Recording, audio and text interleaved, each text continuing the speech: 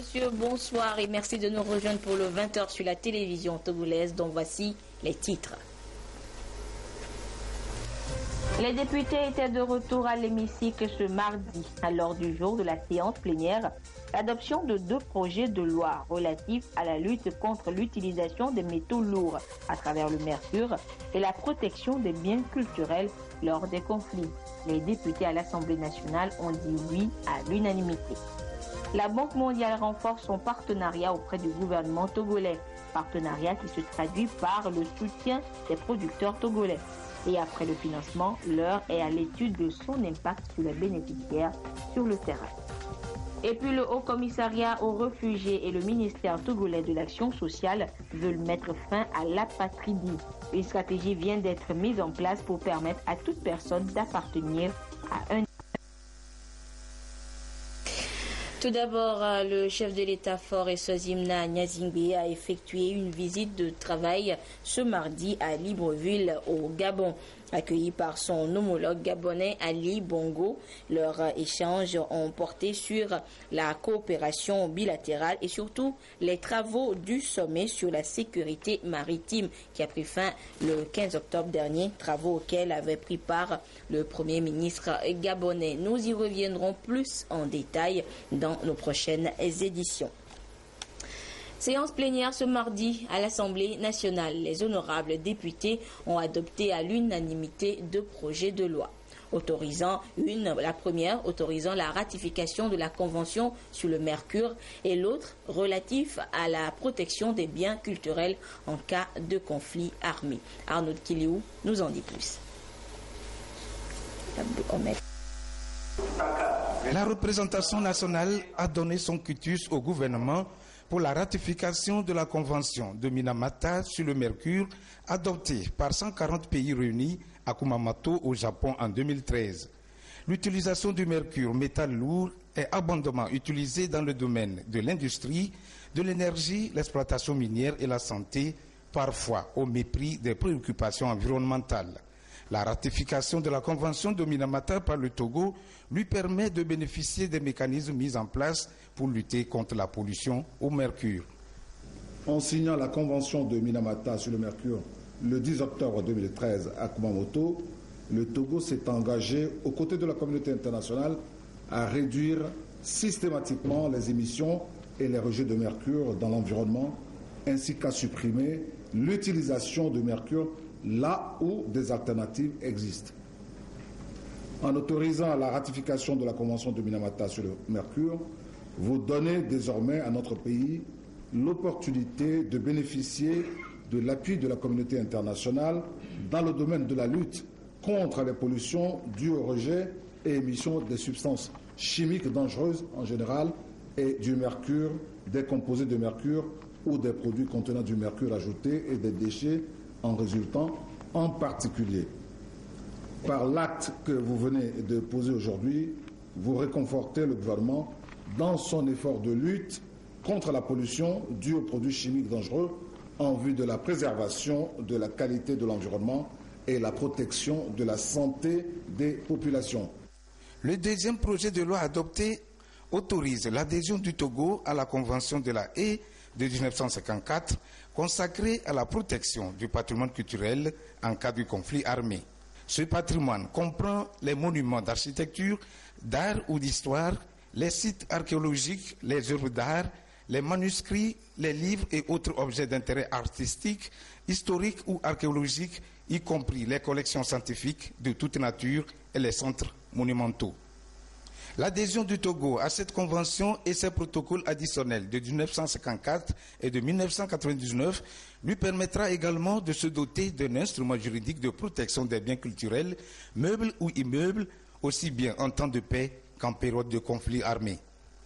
Il convient de rappeler que le Togo a entamé ces dernières années un processus d'adhésion aux conventions de protection du patrimoine culturel de l'UNESCO. Il a ainsi ratifié le 4 septembre 2006 la Convention sur la protection et la promotion de la diversité des expressions culturelles adoptée à Paris le 20 octobre 2005. La Convention sur la sauvegarde du patrimoine culturel immatériel adoptée à Paris le 17 octobre 2003 a été ratifiée le 5 février 2009 et la Convention sur la protection du patrimoine subaquatique adoptée le 2 novembre 2001 à Paris et ratifiée le 7 juin 2013. L'ensemble de ces textes ratifiés permet à notre pays de pouvoir dresser un inventaire des biens culturels à protéger, car protéger un bien culturel signifie d'abord l'identifier, le connaître et l'inscrire sur une liste d'inventaire. L'adhésion à la présente convention s'inscrit dans ce processus. Par votre vote de ce jour, vous venez de nous démontrer que vous avez entendu notre cri d'alarme, car c'est un véritable cri d'alarme que nous avons lancé, car l'actualité est émaillée de zones de conflit avec des attaques répétées et délibérées contre le patrimoine culturel à travers le monde. L'Assemblée nationale, convaincue que les États, individuellement ou collectivement, devraient prendre les mesures nécessaires pour protéger le patrimoine culturel et faire face à la prolifération des déchets issus de l'utilisation du mercure, jugé nuisible à la santé humaine. Le président de l'Assemblée nationale, Daman Dramani, a remercié les députés pour leur souci permanent de protéger la santé des populations togolaises et d'œuvrer à la protection des biens culturels du pays. La santé n'a pas de prix, dit un adage. C'est donc en toute responsabilité que nous avons voté le projet de loi autorisant notre pays à ratifier la Convention de Minamata. L'adoption par la plénière de la loi autorisant l'adhésion du Togo à la Convention pour la protection des biens culturels en cas de conflit armé est aussi un acte tout à fait louable et responsable. C'est pourquoi ils sont classés patrimoine mondial par l'UNESCO. Ils sont par ailleurs d'importantes sources de revenus touristiques pour de très nombreux pays.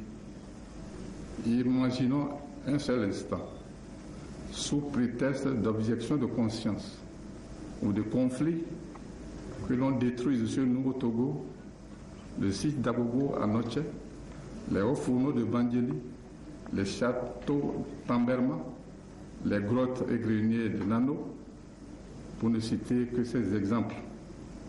Somme toute, c'est avec beaucoup de peine que l'on observe impuissant les spectacles déchirants de la destruction par les mouvements extrémistes des biens culturels au Mali, en Afghanistan, en Irak et ailleurs. Vivement peut-on espérer que la condamnation récente d'un djihadiste malien par la CPI à 9 ans de prison pour destruction de biens culturels à Tombouctou serve à dissuader ceux qui pensent que la destruction autour de soi, tant les vies humaines que des biens culturels, est la voie royale pour aller au ciel.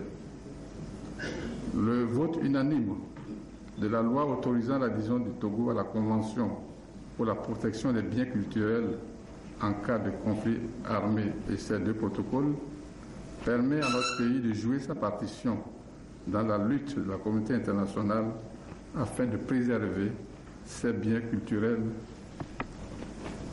contre l'extrémisme et le terrorisme. La ratification des deux textes de loi permettra également à l'État de bénéficier des mécanismes de financement, de renforcement des capacités, d'assistance technique et de transfert de technologies prévus par ces conventions. Et nous revenons maintenant en images sur cette visite de travail du chef de l'État ce mardi à Libreville au Gabon. Le président de la République, Faure Ssozimna Gnazingbe, a été accueilli à l'aéroport Léon Mba de Libreville par son homologue gabonais Ali Bongo. Le voyez là sur les images. Et les deux chefs d'État ont échangé sur la coopération bilatérale et surtout sur les travaux du sommet sur la sécurité maritime, le sommet qui a pris fin samedi 15 octobre dernier à Lomé et qui a vu également la participation du Premier ministre gabonais. Nous reviendrons donc en détail sur cette visite de travail du chef de l'État à Libreville dans nos prochaines éditions. Et parlons justement du sommet extraordinaire de la conférence des chefs d'État et de gouvernement de l'Union africaine sur la sécurité maritime à Lomé. Dans un communiqué, le ministre en charge de l'administration territoriale rappelle qu'en vue de rendre grâce à Dieu Tout-Puissant pour la parfaite réussite du dit sommet, il est organisé des offices religieux suivant le programme ci-après. Demain, mercredi 19 octobre 2016 à 16h, messe catholique à la paroisse Saint-Jean apôtre de Lomé, paroisse universitaire. Et à la même heure, un culte protestant sera dit au temple de l'église évangélique presbytérienne du Togo, paroisse de Nikonakwe. Vendredi 21 octobre 2016, à 13h30, prière musulmane à la mosquée centrale sise à l'ancien Zongo de Lomé. Hier, 17 octobre, était célébrée la journée mondiale de lutte contre la pauvreté. Au Togo, pour venir à bout de cette précarité, le gouvernement opte entre autres pour le développement du secteur agricole. Et l'initiative reçoit le soutien de la Banque mondiale qui finance des projets de petits agriculteurs et éleveurs. Pour s'enquérir de l'impact du soutien sur les bénéficiaires, une délégation de l'institution était hier dans le ZIO et AO. Le compte rendu avec Ramdan Bassina. Selon le dernier rapport 2016 de la Banque mondiale, 767 millions de personnes vivent en dessous du seuil de pauvreté, 400 millions vivent en Afrique subsaharienne et 80% en milieu rural.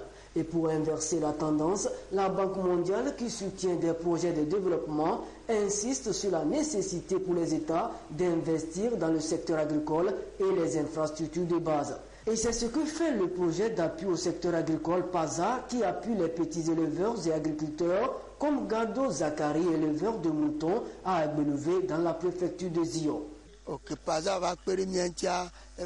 Je n'avais que 8 têtes de moutons au départ, mais grâce au géniteur que m'a fourni le PASA il y a 3 ans, aujourd'hui je m'en sors très bien avec des mouvements d'entrée et de sortie. Le quotidien de ma famille a changé positivement.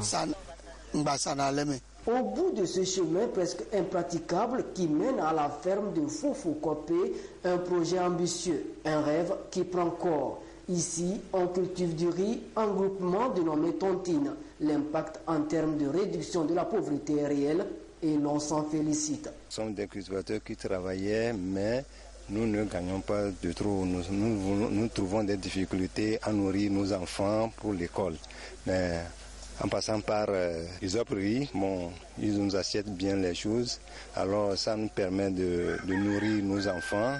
Présentement, je peux vous dire que l'un de mes enfants a eu son bac avec 17 ans. L'écoulement de ces produits agricoles n'est plus un souci pour les producteurs. Le PASA a tout prévu. C'est l'exemple de l'entreprise de services et d'organisation des producteurs ESOPRI de Notier, conduite par l'ONG Entreprise Territoire et Développement ETD. Cette entreprise offre aussi des activités génératrices de revenus. L'entreprise contractualise avec 774 producteurs et donc ces producteurs signent des contrats et chaque année c'est en moyenne 30 millions de francs CFA que l'entreprise fait comme transaction avec les producteurs en termes d'achat de matières premières. Mais au-delà de ça, il y a aussi toutes les questions d'autres emplois créés indirectement. Quand vous voyez comment les producteurs parlaient tout à l'heure, ça veut dire qu'ils sentent, ils disent, j'ai des enfants qui sont allés jusqu'en terminale, je construis ma maison.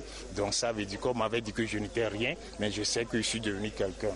Rien que ça montre que l'argent est bien utilisé et qu'il faut encourager cette initiative et aller plus loin. Mais nous avons fixé l'objectif de réduire la pauvreté à moins de 3% au monde par l'année 2030. Et justement, nous avons pu entendre les bénéficiaires et parler aux producteurs de riz pour entendre justement ce qui marche bien sur le projet et ce qui reste à améliorer.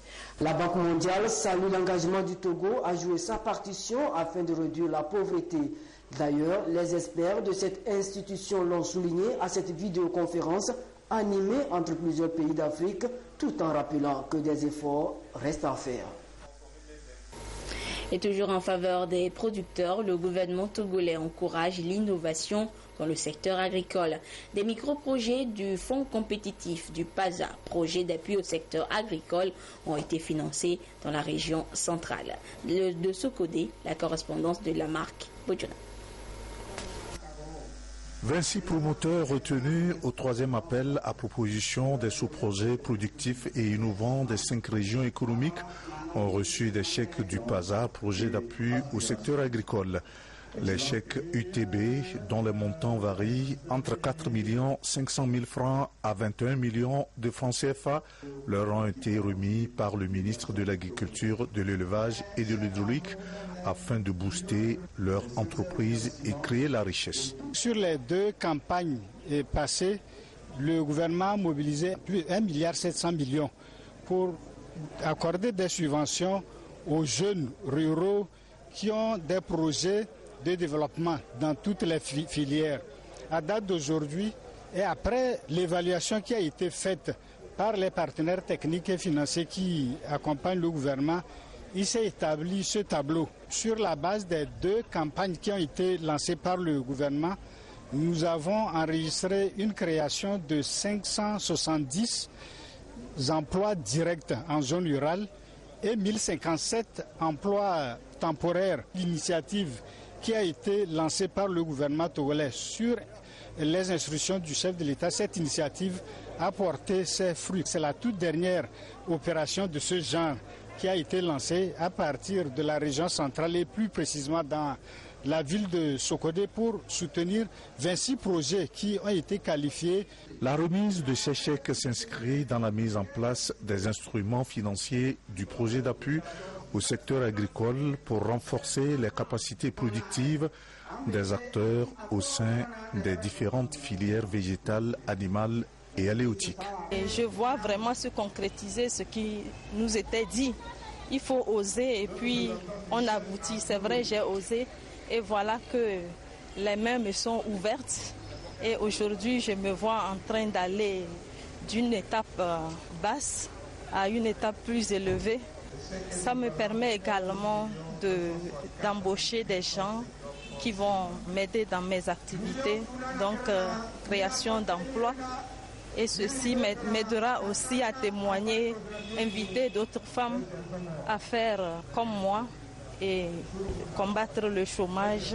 Le montant du financement de ces sous-projets retenus en 2016 s'élève à 270 378 000 francs CFA pour les sous-projets productifs, 48 606 000 francs CFA pour le warrentage, 20 290 000 pour les fours améliorés et 223 613 000 francs CFA pour les appuis directs aux pisciculteurs, soit un montant total de 562 888 000 francs CFA. Autre actualité, elles sont encore nombreuses, ces personnes dépourvues de nationalité, qui ne bénéficient donc de la protection d'aucun État. Ce sont des apatrides. Et malgré l'engagement de la communauté internationale pour venir à bout du phénomène d'apatridie, les efforts restent toujours à mener. Raison donc d'une stratégie mise en place par le HCR au commissariat aux réfugiés. Komu Poyode. Elles sont encore nombreuses, ces personnes sans lien juridique de nationalité avec un État, en dépit des engagements de la communauté internationale pour éradiquer ce fléau. Considérés comme des êtres imaginaires, ces apatrides ne disposent d'aucun document d'identité et sont largement exposés à la vulnérabilité. Le Haut-Commissariat aux réfugiés dit être préoccupé par cette situation qu'il qualifie de privation de droits et croit à une stratégie pour lutter contre l'apatridie au Togo.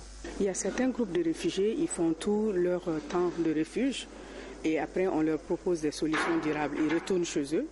Mais il y a d'autres par contre qui deviennent des apatrides parce que finalement ils sont nulle part. Ils sont vraiment nulle part, ils n'ont pas de nationalité. Et donc c'est là, on peut dire que c'est le groupe d'apatrides. Je peux vous donner par exemple un exemple.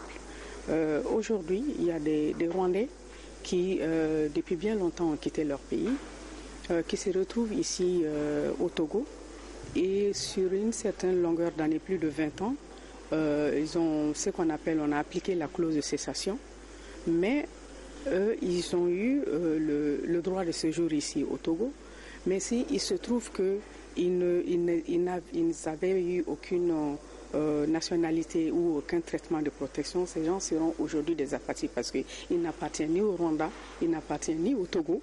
Selon les autorités togolaises, diverses mesures sont déjà prises en faveur de ces personnes concernées.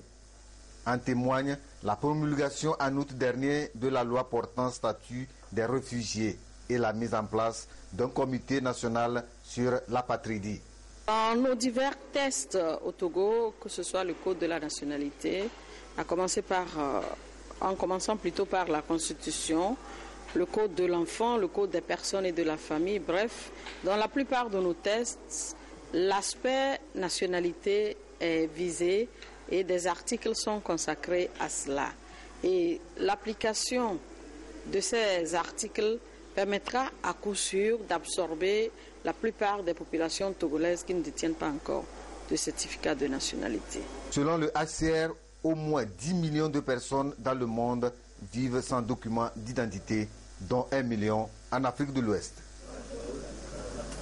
Ce soir, on évoque une fois encore les suites du sommet sur la sécurité maritime. Du 10 au 15 octobre dernier, Lomé a accueilli des invités venus des 4 coins du monde, invités qui ont touché du doigt l'hospitalité togolaise grâce au concours des hôteliers et restaurateurs de la place. Après donc ce grand rendez-vous, quelles sont leurs impressions? Robert Potogbe et Carmen Madji Akakpo ont rencontré certains d'entre eux. Regardez. Au lendemain du sommet de Lomé sur la sûreté, la sécurité maritime et le développement en Afrique, quelques-uns des 66 hôtels retenus s'expriment. Le sommet a été bénéfique, si on peut dire. On est vraiment content de ce sommet parce qu'il y a eu d'activités, bon nombre d'activités. Ce n'est pas comme tous les jours. On a eu d'affluence dans la clientèle. On a eu pratiquement presque nos chambres occupées et tout. Donc, si je peux parler spécialement du sommet, on aimerait bien que ces sommets-là viennent régulièrement. Ça fait qu'on est connu par rapport à nos prestations. Ils ont vraiment aimé. On a eu des diplomates, on a eu aussi des médias qui étaient là. Et bon nombre, je peux dire presque eux tous, ils sont partis très, très, très contents. Il y avait quelques délégations de l'Égypte. Des Marocains, des Français aussi. Et tous les soirs, presque tous les soirs, pendant cette période, j'ai causé avec eux au restaurant ici pour demander leur avis. Et ils étaient très contents. Ces événements, ça peut avantager l'économie du pays. Il y aura beaucoup de gens qui vont utiliser les hôtels. On a reçu des responsables du Burkina, du Mali, du Sénégal, des Congolais, des Allemands. Donc c'est très varié, c'est très diversifié. Et on peut dire qu'on a un taux de remplissage entre 80 et 90%. Je tiens à remercier les autorités togolaises pour l'organisation de ce sommet puisqu'on a enregistré une activité économique, un boom au niveau de l'activité économique. On espère naturellement qu'il y aura d'autres sommets. Nous avons également mis en place des services au niveau de la restauration et de l'accueil pour que ça aille plus vite et qu'ils puissent apprécier. Voilà, en fait c'est notre métier qui est accentué en fait. Ça nous a apporté du monde différent. Nous avons une clientèle essentiellement liée au sommet. Donc on est satisfait sans être non plus des plus ravis, mais on est satisfait en tout cas de l'activité qui se déroule actuellement. Pour d'autres, cette conférence des chefs d'État et de gouvernement de l'Union africaine a permis de faire valoir le tourisme, un important levier de la croissance économique. Chaque étranger qui arrive ici, qui vient dormir au Togo, qui achète au Togo, qui dépense au Togo, ben oui, ces charges contribuent pour nous qui prenons les devises ici. Sur la balance économique du pays, la balance entre les échanges commerciaux, ce que nous vendons et ce que nous prenons, les devises restent. ça ne peut que faire du bien au Togo. Les devises qui rentrent au Togo nous permettent, sur le plan international, économique, d'être en bonne position. C'est pour ça que, si j'ai un souhait à faire, c'est que notre pays aille de l'avant pour s'occuper du tourisme, pour s'occuper de la venue de ces conférences. Une économie ne peut marcher correctement que si nos échanges avec l'étranger s'équilibrent au moins. À côté de ces hôtels, des restaurants ont été mobilisés pour des prestations de services diverses. La cuisine togolaise était à l'honneur sur les différents sites. On a été sollicité pour servir les conférenciers et on a été là-bas sur les sites. On a servi 200 couverts pendant 5 jours. On a servi 2 pauses café dans la journée et puis un déjeuner à midi. Donc pour nous, on peut dire que le sommet a été bénéfique pour nous quand même, parce que avant on chômait, avec l'arrivée du sommet, on a pu travailler un peu et on a gagné un peu de sous. Donc on peut dire merci aux organisateurs de ce sommet. Si les sommets peuvent se répéter comme ça, bon, ça donnera toujours la joie aux restaurateurs. Le sommet de Lomé aura donc contribué à donner plus de visibilité aux acteurs de la vie socio-économique du Togo, puisque d'autres prestataires de services, à l'instar des agences de communication, événementielles, sécurité et commerçants, ont également fait de bonnes affaires. Par rapport au side events, largesse j'ai coordonné les hôtesses par rapport à ça, ça a été un succès. Que ce genre de choses se répètent, évidemment, oui, pour permettre à plus de monde de connaître notre cher pays, le Togo, parce que j'ai été un peu choquée que certains me disent qu'ils ne connaissaient pas le Togo. Le sommet de Lomé a réussi à adopter cette charte qui, selon ses acteurs, constitue désormais un événement planétaire qui va contribuer à renforcer la position du Togo dans le concert des nations. Un tout autre sujet à présent, après la réunion des experts, c'était au tour des ministres des Transports de la CEDEAO hier de se retrouver autour du projet régional de transport maritime Sea-Link. Ce projet de construction de compagnies régionales maritimes leur était présenté pour analyse en vue de son adoption. Et la concrétisation de cette vision des chefs d'État de l'espace communautaire mettra majoritairement à contribution le secteur privé. Des précisions avec Paulin Karma et Pierre Sussupo. Les ministres des Transports de la CEDEAO et des hommes d'affaires autour de Sea-Link, le projet de la compagnie régionale de transport maritime. Une journée pour l'examen et l'adoption des documents pertinents sur le statut d'entreprise communautaire de la future compagnie. La société régionale en gestation devra stimuler au finish les échanges entre les États membres et promouvoir le développement dans un contexte innovant. Nous allons créer la compagnie par des privés et il faut un statut communautaire et des facilités pour les accostages. Les facilités pour qu'on ne perde pas trop de temps pour que ça circule entre les différents ports de notre communauté.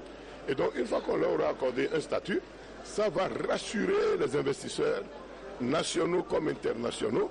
Et ce que je souhaite, c'est que ce soit les privés de nos différents pays qui se mettent ensemble pour pouvoir impulser Sea-Link. Et lorsque nous aurons cette situation, puisque Sea-Link, ça va transporter non seulement les marchandises, mais les personnes. Et lorsque vous mettez votre marchandise et que vous êtes dans le bateau, ça vous rassure. Et donc nous pensons que les impacts positifs vont nous emmener à développer très rapidement Sea-Link. Quelques heures seulement après la signature de la charte de Lomé sur la sûreté et la sécurité maritime, tout va vite pour traduire dans les faits les recommandations de Lomé. Pour les ministres en charge des transports maritimes, la création de cette compagnie reste un défi à relever à tout prix. Les États et les institutions que nous représentons ici doivent emboîter le pas à la Fédération des chambres de commerce et d'industrie des pays de l'Afrique de l'Ouest et d'autres institutions pour que le projet Sea-Link voie le jour et dispose de navires en propriété ou par affrètement qui navigueront en toute sécurité dans les eaux sous juridiction de nos États dans le cadre de la stratégie africaine intégrée des mers et des océans de l'Union africaine à l'horizon 2050. Mais pour mener à bien ce projet et atteindre les résultats que nous escomptons, nous devons nous enrichir de l'échec des expériences passées menées dans ce domaine. Ce projet sera porté prochainement à la table ronde des bailleurs qui se tiendra à Abidjan en Côte d'Ivoire en mars 2017 pour la recherche de financement auprès des secteurs privés régionaux et internationaux. Hier, les élèves du Togo ont renoué avec les cours, les salles de classe, les récréations, bref, avec la vie à l'école. Tous les élèves ont repris le chemin des classes comme ceux malentendants que l'une de nos équipes de reportage a retrouvés dans leur école spécialisée. Le compte rendu avec Emmanuel Adjaklo et Gérard Lagoudou.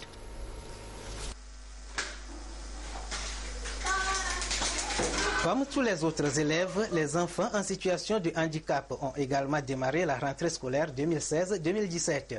Ici, à l'école Vivanda des Sourds de Baie, ils sont nombreux à se retrouver pour une année de dur labeur après un temps de répit. À l'approche de la rentrée, mes parents m'ont acheté les cahiers, la gomme, le bic, les crayons, toutes les fournitures et on m'a fait aussi la tenue. Et j'ai commencé la rentrée hier quand je suis arrivé. J'ai vu mes amis, filles comme garçons, les enseignants qui se portaient aussi très bien et la rentrée a bien commencé. En classe, quand l'enseignant fait le cours, nous, on suit et le cours se passe bien. Parfois, il y a certaines choses qu'on ne comprend pas du tout bien. Il explique et arrivé à la maison, je prends mon temps pour étudier, pour relire et voir s'il y a des difficultés. Et arrivé à l'école, je lui pose encore des questions. Et avec ces questions, les explications données à ces questions me permettent de cerner le cours et j'ai réussi à la fin de l'année. L'épanouissement des enfants dans toutes les dimensions, à savoir cognitive, affective, sociale et physique, reste un souci majeur pour ces enseignants qui se donnent à fond pour aider ces élèves à mieux assimiler les cours et à gérer leur handicap.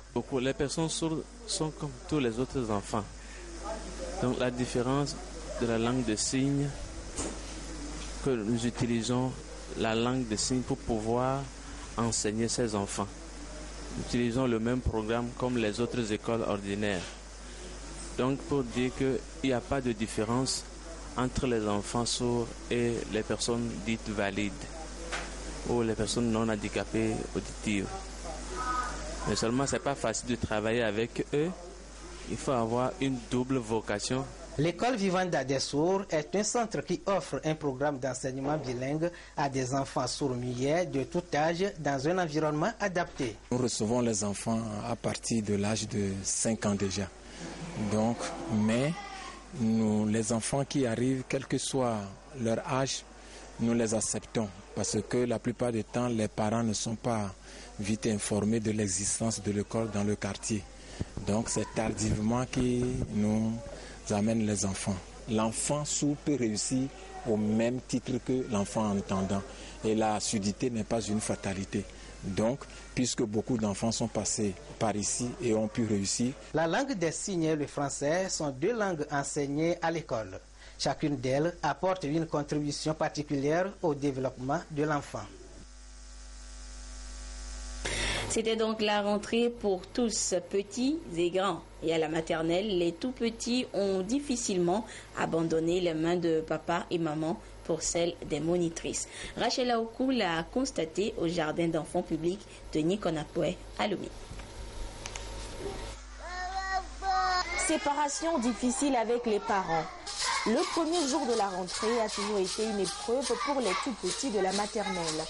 Pleurs, angoisse, les tatas y sont habitués. Elles doivent mettre en œuvre tout leur savoir-faire. Nous demandons aux parents d'écrire les noms sur les habits des enfants. Comme ça, on les appelle par leur prénom usuel de la maison et on les rassure que nous sommes les mamans aussi, nous sommes des grandes sœurs pour eux. Donc, ils sont en confiance. S'ils ont besoin de quelque chose, ils n'ont qu'à courir vers nous. Donc, il n'y a pas de problème. Si quelqu'un pleure, des fois, il nous arrive de chercher des pagnes pour les mettre au dos. Le premier contact de l'enfant avec l'école préscolaire est délicat et prépondérant pour qu'il arrive à se démarquer du cercle familial et focaliser une partie de son attention sur l'école. Et sur le plan pédagogique, c'est bien possible. Nous faisons des activités d'éveil, éveil mathématique, éveil musical, éveil scientifique, et les poésies, les chansons, les jeux sensoriels, les jeux de kim, la gymnastique, pour pouvoir éveiller les enfants, les mettre dans le bain afin d'affronter le CP.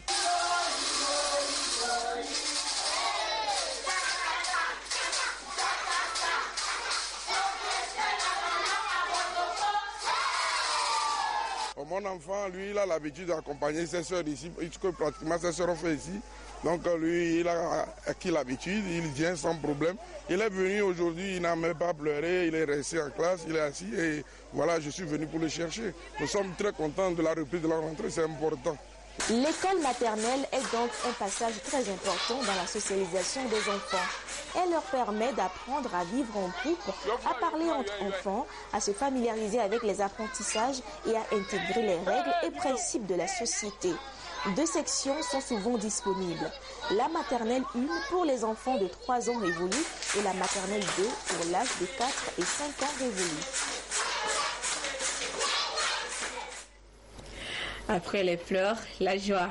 Et pour terminer ce communiqué du ministre de la Communication, de la Culture, des Sports et de la Formation civique qui porte à la connaissance du public et des porteurs de projets citoyens au titre de l'appel à projet numéro 1386, paru dans le quotidien national Togo Presse du 20 juillet 2016.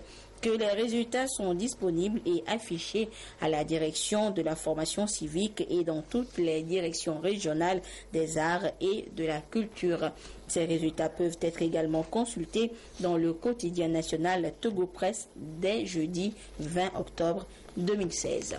Et voilà, ainsi se referme cette édition. Merci à vous qui l'avez suivi un peu partout grâce à la télévision togolaise. Excellente suite de nos programmes. Au revoir.